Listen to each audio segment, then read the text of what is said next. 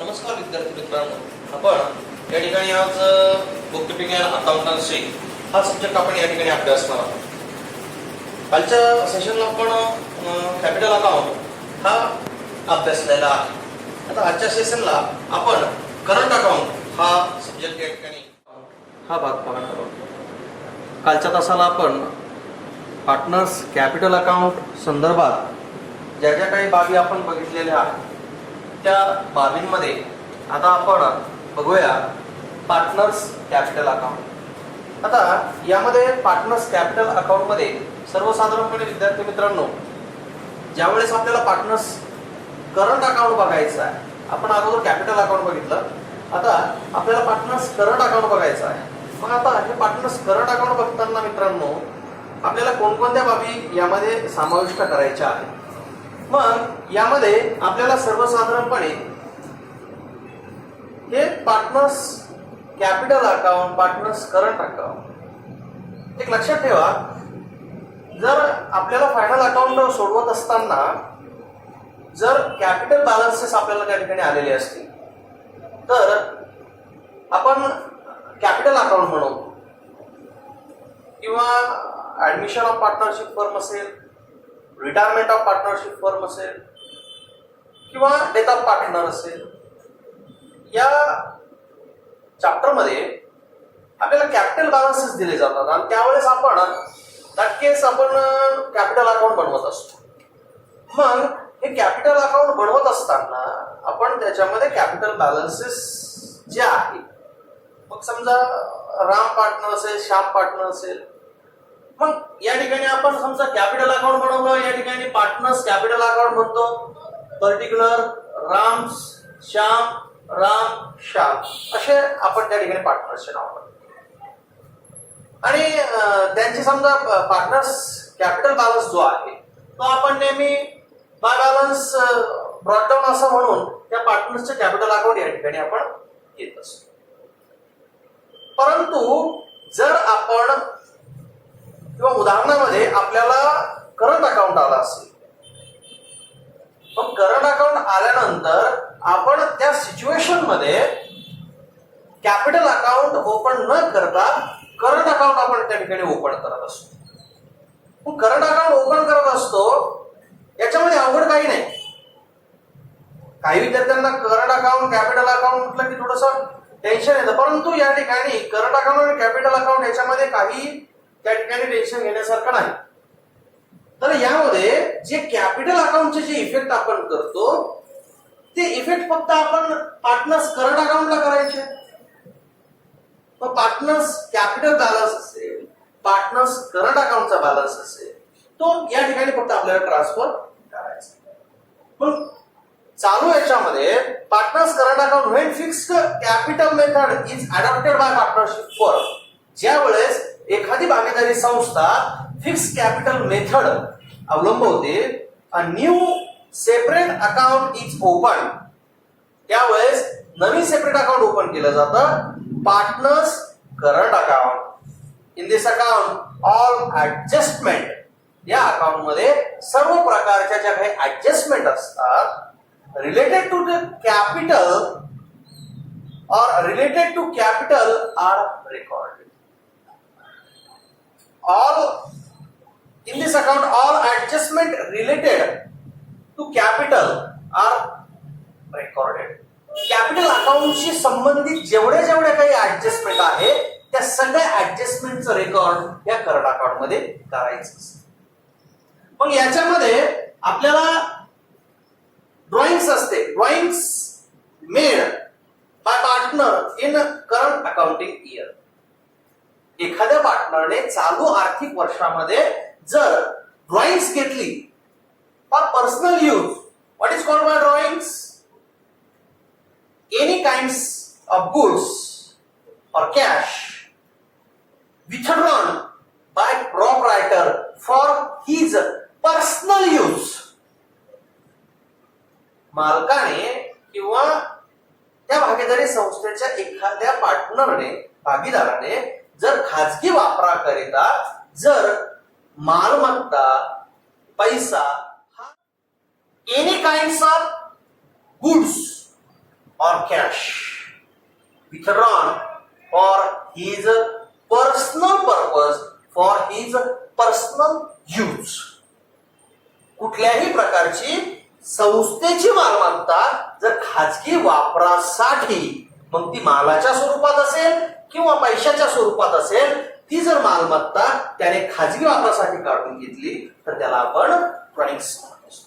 पण any types of drawings recorded in partners current account debit side.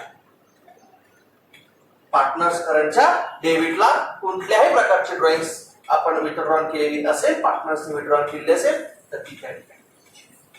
Then after goods or any asset taken over by partner, कुठल्याही प्रकारची मालमत्ता, कुठल्याही प्रकारचा माल जर पार्टनरने टेकन ओव्हर केलेला असेल, घेतलेला असेल, व्यवसायातून काढलेला असेल, किंवा ज्यावेळेस व्यवसायाची मालमत्ता सेल होते त्यावेळेस एखादा पार्टनर त्या व्यवसायाची मालमत्ता खरेदी करतो, ती मालमत्ता पार्टनर्स करंटच्या डेबिटला. त्यानंतर interest on partners capital allowed by firm. Partners capital अकाउंटवर आपण इंटरेस्ट अलाउड करत असतो.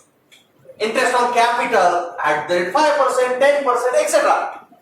मग जो काही interest on partnership firm, sorry interest on capital जे असतं ते इंटरेस्ट ऑन कॅपिटल हे नेहमी आपला एक्सपेन्सेस असतो. आपण नेहमी कॅपिटल मध्ये इंटरेस्ट ऑन कॅपिटल ऍड करतो because it's an our expenses.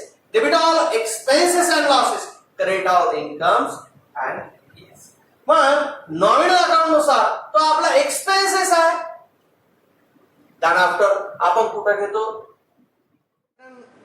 Loss अकाउंटच्या डेबिटला घेत असतो. मग इंटरेस्ट ऑन कॅपिटल हा प्रॉफिट अँड लॉस अकाउंटच्या डेबिटला आपण त्या ठिकाणी घेत असतो. त्याच्यानंतर विद्यार्थ्यांनो या ठिकाणी आपण इंटरेस्ट ऑन कॅपिटल झाल्यानंतर interest on partners drawing charge by the firm. मग interest on drawings, interest on drawings म्हणजे काय की ज्या वेळेस आपण ड्रॉइंग्सवर इंटरेस्ट देतो किंवा एखाद्या पार्टनरने समजा ड्रॉइंग्स ही त्या ठिकाणी टेक ओव्हर केलेली असेल किंवा ड्रॉइंग्स घेतलेली असेल तर ती ड्रॉइंग्सवरचा जो काही इंटरेस्ट असतो तो आपल्या पार्टनरशिप फर्मचा फायदा असतो. आणि मग आपल्या पार्टनरशिप फर्मचा फायदा असल्यामुळे त्या ठिकाणी आपण सगळ्या प्रकारचे इन्कम्स रिलेटेड टू फर्म हे सगळ्या प्रकारचे इन्कम प्रॉफिट अँड लॉस अकाउंटच्या क्रेडिटला ट्रान्सफर करत असतो. Why transfer to profit and loss accounts credit side? Because all types of incomes included in nominal account. And nominal accounts rule explain debit all expenses and losses, credit all incomes and gains. And all types of incomes are credited to profit and loss account. Profit and loss account च्या credit side ला आपण सगळ्या प्रकारचे incomes घेत असतो. Then after transfer to partners current account interest on drawings. म्हणून interest on drawing ही partners current अकाउंटच्या डेबिट साइडला घ्यावी लागते. मग त्या ठिकाणी आपण इंटरेस्ट ऑन ड्रॉइंग्स मग पार्टनर्स करंट अकाउंट किंवा पार्टनर्स कॅपिटल अकाउंटला आपण त्या ठिकाणी घेतो टू इंटरेस्ट ऑन ड्रॉइंग्स. मग partners current account or partners capital account debit to interest on drawings account. मग पार्टनर्स करंटच्या डेबिटला आणि प्रॉफिट अँड लॉस अकाउंटच्या क्रेडिटला आपण ट्रान्सफर. त्यानंतर आहे interest salary commission etcetera payable by partner.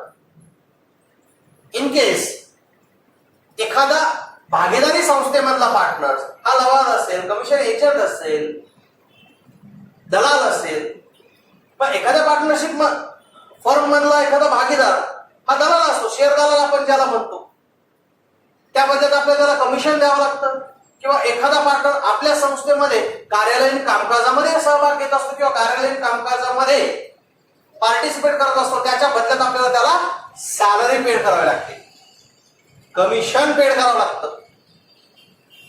मग ज्या ज्या प्रकारे आपण पार्टनरला अमाऊंट पेड करतो, is and our expenses. Debit all expenses and losses, credit all incomes and gains. Then salary account debit, commission account debit, any kinds of expenses account debit to partners current or partners capital account. या ठिकाणी आपल्याला दाखवलेलं आहे bye salary account. मग ती salary आपण x पार्टनरला या ठिकाणी दिलेली असेल किंवा वाय पार्टनरला दिलेली असेल. कमिशन आपण वाय पार्टनर दिलेलं असेल किंवा एक्स पार्टनरला या ठिकाणी कमिशन दिलेलं असेल. त्याच्या कॉलम मध्ये आपण त्या ठिकाणी देत असतो. त्यानंतर डिस्ट्रीब्युशन ऑफ प्रॉफिट और लॉस बाय द फर्म. या ठिकाणी फर्मचं लॉस होत असतो किंवा फर्मचा त्या ठिकाणी प्रॉफिट होत असतो. मग ज्यावेळेस फर्मचा प्रॉफिट होतो त्यावेळेस मग आपण ज्यावेळेस प्रॉफिट अँड लॉस अकाउंट तयार करतो, रिव्हॅल्युएशन अकाउंट तयार करतो ऍडमिशन मध्ये.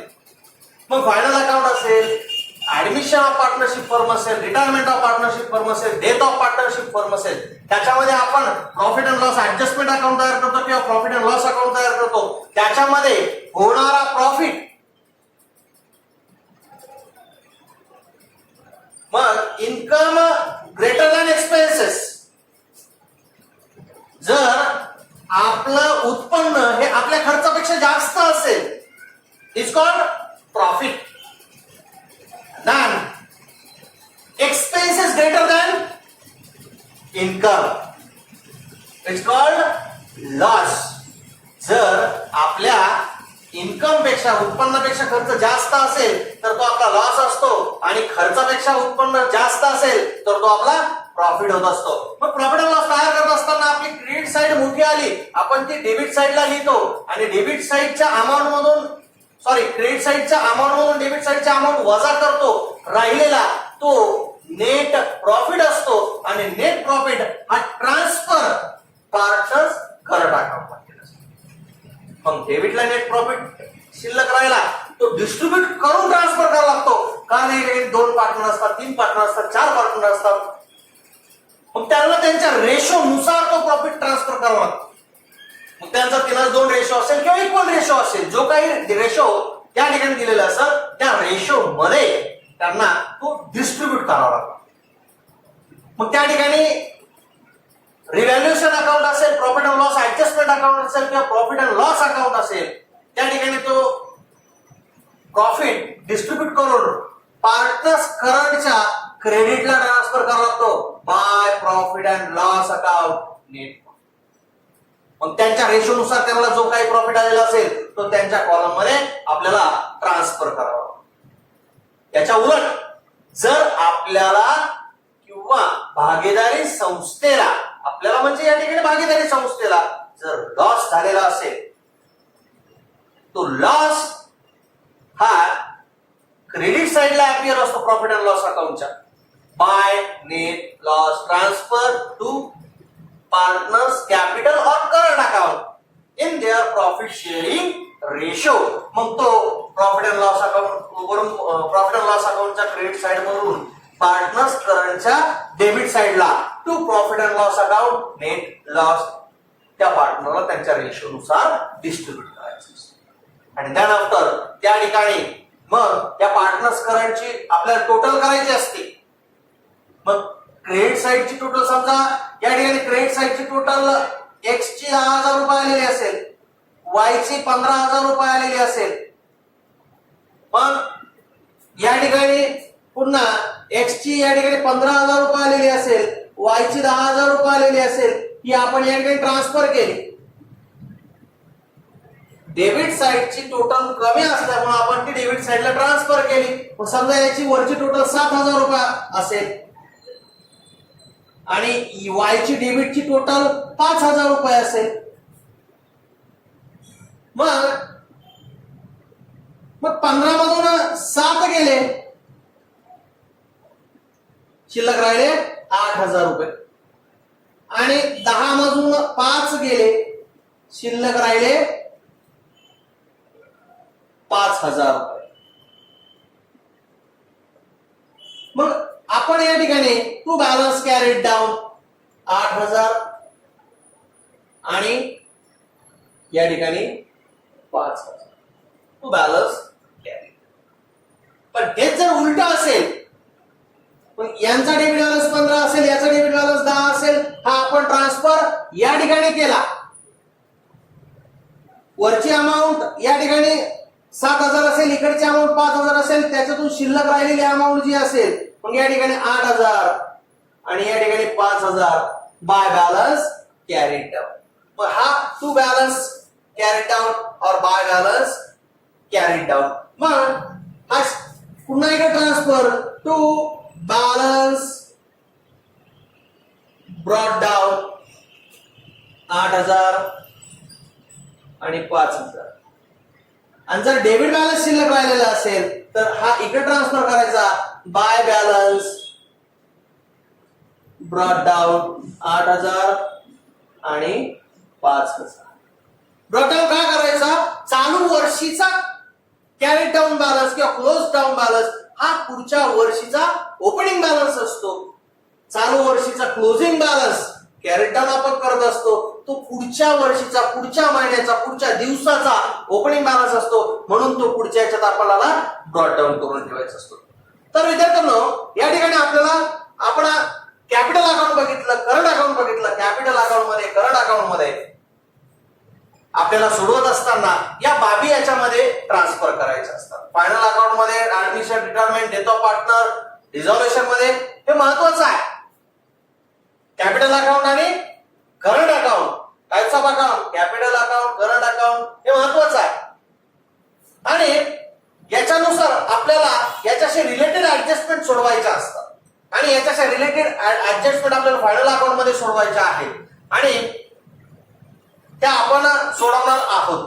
मग आपण आता पुढच्या सेशनला बघणार आहोत की final account, preparation of final account, final account तयार कसं करायचं, फायनल अकाउंट सोडवायचं कसं, trading account, profit and loss account, balance sheet is an statement हे कसं सोडवायचं हे आपण पुढच्या भागात बघणार आहोत. धन्यवाद मित्रांनो. घरी राहा, सुरक्षित राहा.